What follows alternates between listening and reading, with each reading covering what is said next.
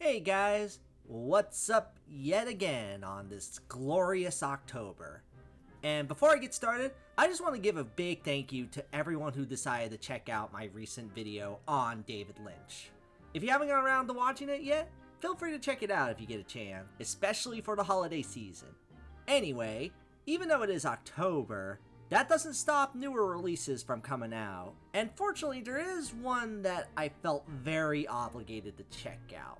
Despite the controversy and skepticism, I felt obligated to give this movie a review, so I apologize if this is a little bit late, but now it's time to finally talk about Joker Folie, Deux, or just Joker 2 if you're not French. Joaquin Phoenix is back in the sequel to the highly controversial but also incredibly successful solo outing featuring Batman's most iconic foe. Since this was the only real DC movie that was coming out this year, I felt obligated to check this out, especially given my thoughts on Joker as a whole. The movie itself, I actually think it's pretty great. In retrospect, was it the best movie of 2019? Nah, Parasite won the Best Picture Oscar that year for a reason. However, even with a recent watch through of it, I still say this holds up pretty well. There are things about it that you can argue don't age that well at all. And the movie was probably overhyped in the grand scheme of things, yet I still can get into this movie, mostly for being such a unique adaptation of the Joker, and being distinct from other big comic book hits at that time. More importantly, it was all still held together so well by some great cinematography, an excellent score, and an outstanding performance by Joaquin Phoenix, even if Heath Ledger was still better. Now, when it was announced that a sequel to Joker was officially going to be a thing, I had some very strong skepticism. Part of the appeal of the first movie was the fact that it was a standalone thing. It was just a simple origin story that was in its entire separate universe from DC, and had a grounded, gritty feel to it. To have it get a sequel seems like a desperate attempt to make a quick buck, considering how this movie didn't need a sequel in my honest opinion. But I can't be that cynical. I mean, many felt the first film was unnecessary to begin with, so this could be another good surprise. We still got Joaquin Phoenix returning, and this time we're including Harley Quinn, played by Lady Gaga! So there could be potential. Wait, it's a musical? It's different, I'll give you that. That's certainly a choice. A choice I'm not sure could work. But hey, I ain't that bitter. I like musicals, so it could still be good. Wait, how the hell did it cost $200 million to make this shit? Yeah, a lot of strange and bizarre choices are being made for this film that, while I want to be as optimistic about it as I can, is just making me question so much of what's going on. Yet, still was giving out hope, but also cautiously optimistic with trailers that were actually really good, followed up by, oh, yikes. Yeah, this is certainly getting a lot of reactions, to say the least. But I figure I had to at least see this for myself. As a fan of the first movie, as a DC fan, a die-hard Joker and Harley Quinn fan, and a movie buff, I simply had to witness what the hell this actually ended up being. So after all of that, how is Joker Folie, Deux? Well, I don't hate it. I think some of the hate is excessive depending on who it's coming from, but even for having as neutral expectations as I can for this, I can't help but feel a bit underwhelmed. It's a shame because there's actually a lot of things going for this movie as far as what they're trying to do as a follow-up to Joker. It's a film that does manage to take quite a few risks throughout its runtime, and that's something I definitely admire. Making this film a musical where Joker is imagining the world around him as one in the vein of how the first movie implies that a lot of the events are in his mind is a neat idea to tackle. It even critiques a bit of the first movie, as it's a film that discusses a bit of how we treat people with mental health issues, and while maybe not satisfying in a lot of ways, it's also in ways that do feel quite unconventional. There's seeds of a lot of great things here, even within the musical numbers, with some impressive shots and cool set pieces that does make this a bit refreshing as a movie getting such a big push like this. Even the performances by Lady Gaga and Joaquin Phoenix are still really great in this. And it even has an incredible opening with a Looney Tunes animated short that's from the guy who made Triplets of Belleville. So how the hell do I come out of a movie about Harley Quinn and the Joker underwhelmed despite all of what I mentioned being here and being even kinda good? Well, even despite so much of it being well done, it's ultimately meshed together in a way that feels aimless and unfulfilling by the end of it. The script itself tackles a lot of these ideas, but they don't really know what to do with it outside of mostly still calling back to the first film. I want to have this movie stand on its own more, but it does manage to have a lot of callbacks to the last film that also end up losing a lot of the mystique and fascinating elements of the previous Joker film. Obviously, this film is critical of the toxic side of lovers of the first movie, but it also comes from a place of cynicism that makes it not quite as engaging as Todd Phillips wants to make it be. It doesn't help that Joker and Harley aren't quite as interesting here as they could be. Again, performance-wise, neither of them are bad. Lady Gaga is good in the film, though as far as Harley Quinn's go, while I do like the attempt at a grounded version, it also feels a little alienating from the character in the sense that we don't get an idea of who she is as much as we like. Joaquin Phoenix is still good as Arthur Fleck, but sometimes the movie, much like the first, does become a pity party for the character. And granted, how they explore the treatment of Arthur is interesting enough, but it doesn't go as far as it wants to go. It's framed like a courtroom drama, but the dialogue isn't quite as good, and the ideas simply aren't explored that well. Though the biggest downfall for this movie is actually how it's incorporated as a musical, which some groan at the idea of a musical, but even for this movie, I'm not entirely against. A Joker and Harley romance that is a musical does have potential to be neat, and admittedly, there are seeds of that here in this movie. There are plenty of musical moments that do look very impressive, and I adore some of the set pieces that make it to where I certainly saw where this movie could have been great as a musical, but it also feels restrained in a bad way. The idea is neat, where it's trying to showcase that the musical numbers are all in Joker's head, but you get a sense that with it being a musical, it can go bigger than it needs to be. For example, for the first scene in the movie that's a musical moment, it has some of the inmates looking like they're acting the musical out with him, which sounds cool, like it could be a lot of fun to see.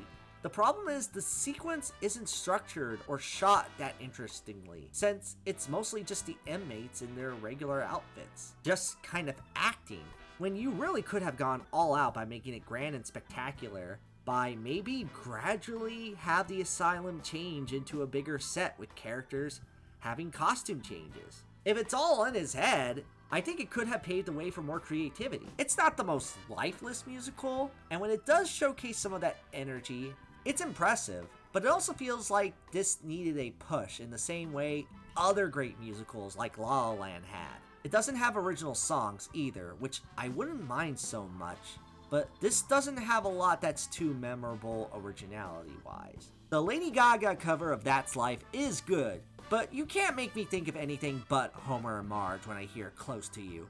And this is coming from someone who's a die-hard fan of Joker and Harley. In conclusion, Joker Folie Deux isn't quite as bad as some are making it out to be, and I want to be for it for what it's trying to do. It still has an intrigue, and even compared to previous DC disappointments in recent memories, it's certainly the most interesting. Yet it has such an empty feeling by the end of it that it doesn't really justify its existence as much as I would have liked it to. It ended up turning into more of what I feared this movie would be, as it didn't quite feel like it was made out of passion.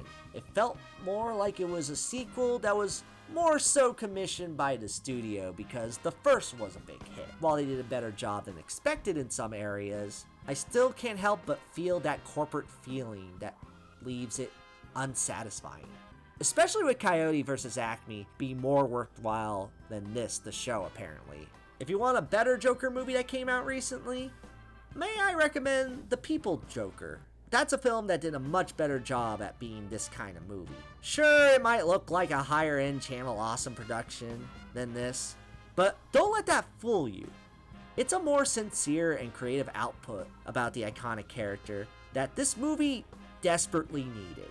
I say if you're just a tad curious, Joker 2 is not the worst thing to check out. It is interesting in a similar way to something like Megalopolis, with how unsatisfying it is to the average movie audience.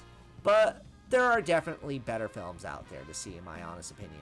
If you want to see a Warner Brothers production about a crazy man with green hair, with a beloved girl that's iconic to goths everywhere, that has musical numbers and opening animation, and is a sequel to an iconic film from years ago, I say check out Beetlejuice 2 instead.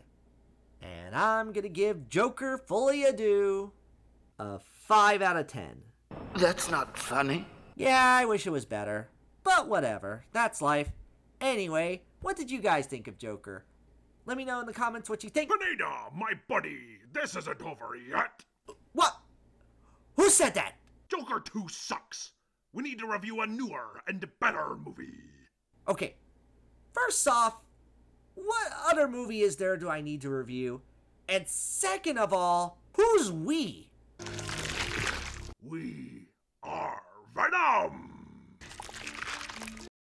Oh, I guess there's another Venom movie out.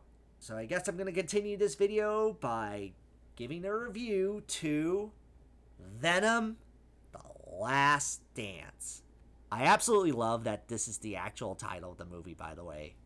Tom Hardy returns as Eddie Brock, teaming up with Venom for a third and potentially final time in this new rom-com road trip action film where they are both being chased down by a bigger threat that Venom was involved with in the past. Weirdly enough, I felt pretty obligated to see this movie, mainly because a little over a year ago, I actually did review both of the Venom movies for an April Fool's Day video. I definitely say give it a watch if you want to hear my full thoughts on both of these movies. But to give a quick summary of how I feel about them, I actually like the Venom movies, mostly because I am out of the Eddie closet.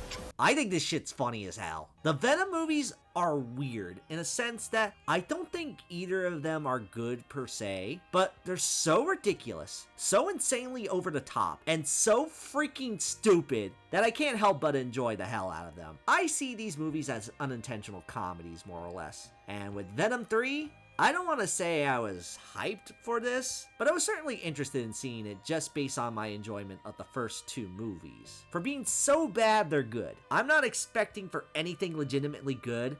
I'm just in for whatever funny shit appears in this movie. The stupider the better, I say. So, how does Venom 3 hold up? Is it a legit good time? Just as unintentionally hysterical? Or is it just so bad that it's not even worth laughing at? Well, this movie pretty much fulfilled my expectations. As in, yeah, it's still dumb as hell. But still a movie that got a decent amount of laughs from me, for better or for worse. The dynamic between Eddie Brock and Venom is still just as enjoyable for me as it was in the past. In some ways funnier, because I think they really doubled down on them acting more like a couple in this. Seriously, if the Eddie closet line from the last movie wasn't enough, this movie more than makes up for it by having Eddie and Venom arguing and going back and forth like a couple, while clearly having a passion and care for one another.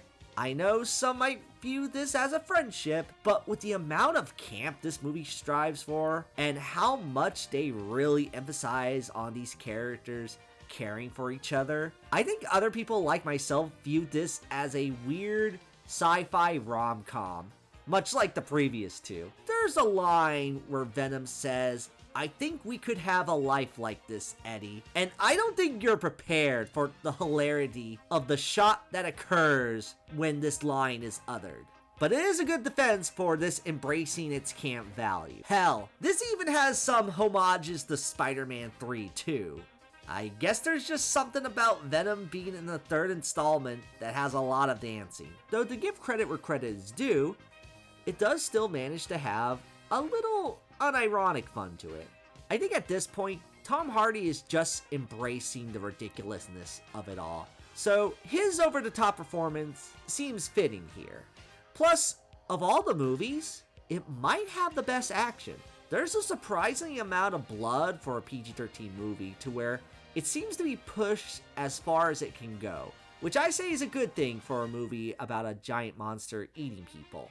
The action is over the top, but again, it adds to the spectacle, and there's creativity to some of these sequences, even if a lot of it is also plagued by typical blockbuster shit. It strives to be a comic book movie big time with the actions and visuals, but also feels like one of those lesser comics, mostly due to the plot being pretty nonsensical. There's a lot of things that don't add up, and even things that are never really addressed or meshed that well in the mix of this being both the third Venom movie and also technically being a part of the MCU.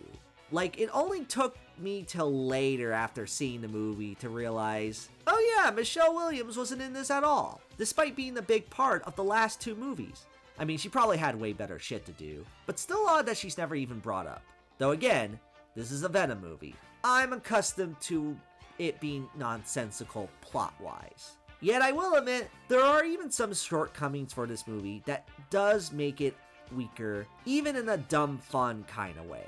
Namely the fact that you can see where it could have gone crazier or more creative, but they never go all the way. Particularly with how Venom can attach himself to various animals. Seems like one of the main appeals of this movie is that there's a Venom horse and a Venom frog, which, yeah, that sounds cool, but honestly, all of that appears in like one scene. That's a bit disappointing because you can do some fun, interesting stuff with that idea. They tease some stuff during the actual credits of different Venom animal designs, but it just makes me think that they should have gone all the way. It's stuff like that, along with it by the end feeling like a typical modern day blockbuster, is the real downside to this movie. Coming from someone who enjoyed the previous two for being not that good. This is definitely most apparent in the post-credit scene, which I'm going to say this right now. If you do see this movie, don't feel obligated to stay true to the credits.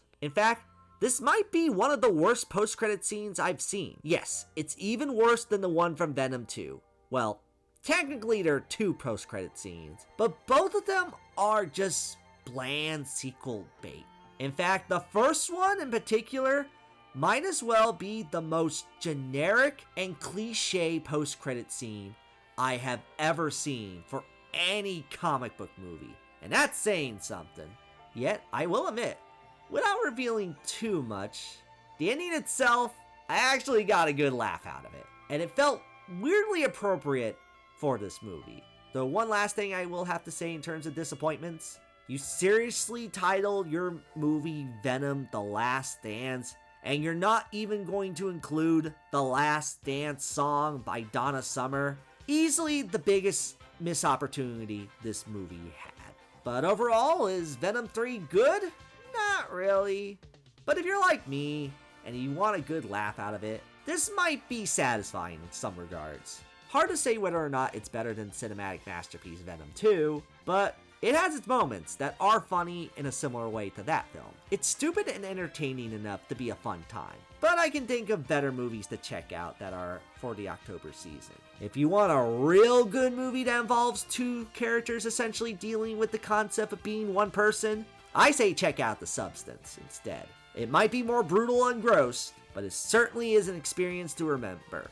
As for Venom The Last Dance, it's a movie, but it's at least one that has some fun to be had with it.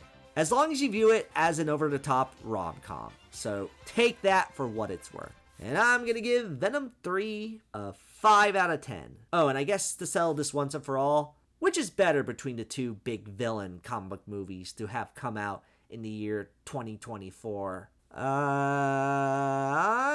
going to say this one. Who, me? Yeah, sure. Thank you, one person. Anyway, what did you guys think of both Venom The Last Dance and Joker Folie Deux if you happen to see both of them. Comment below, let me know what your thoughts are. Hit that red subscribe button and bell icon for more notifications for future videos. And I'll see you guys again in the near future. Later. Fags are popping, all I want for dinner is some brazen chocolate. Let it get away when the heavyweight of them Venom say is deadly. I get them bend to my MMA. Eat them.